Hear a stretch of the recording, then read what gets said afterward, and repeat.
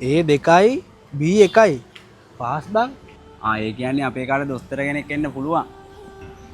නෑ නෑ බං මේ මගේ රිසල්ට් එක නෙමෙයි සංසලාගේ රිසල්ට් එක. සංසලාගේ රිසල්ට් එක වඩා නෑ බං උඹ ඒක බලන්න. ඔහොම ඉඳහන්කෝ මගේ එකත් බලමු. මට C3ක් බං තියෙන්නේ. මට නම් දොස්තර කෙනෙක් වෙන්න හීනේ. හැබැයි කරගන්න බැරි වෙයි වගේ. උඹට පිස්සුද බං? උඹ දෙවෙනි පාර කරලා හරි දොස්තර කෙනෙක් වෙන්න ඕන. මට තියෙන එකම ආසාව ඒක. හරි හරි ඒක මොකක් හරි කරමුකෝ. මං දැන් ගිහිල්ලා සංසලාට විශ් කරලා එන්න.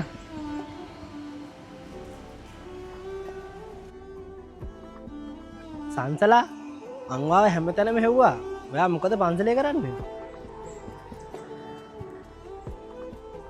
ඔයා එක්සෑම් එක උඩින්ම පාස්.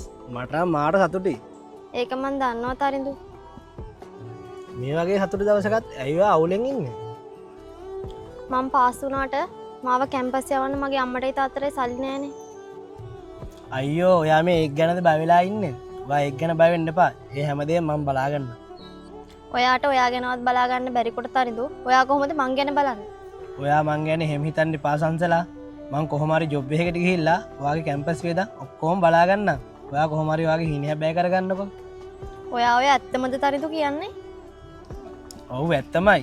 ඒත් මට තියෙන එකම බය කෙල්ලෝ කැම්පස් ගියාම තමන්ගේ ගමේ කොල්ලව අමතක කරනවලු. ඔයා කොහොමද එහෙම කියන්නේ? මං අනිත් කෙල්ලෝ වගේ නෙමෙයි. මං ඔයාව කවදාවත් අමතක කරන්නේ නැහැ. ඔයා එහෙනම් ප්‍රොමිස් වෙන්න මාව කවදාවත් දාලා යන්නේ නැහැ කියලා. ප්‍රොමිස් තරිඳු මං ඔයාව කවදාවත් දාලා යන්නේ නැහැ. හරි හරි එන්නකෝ අපි යන්න.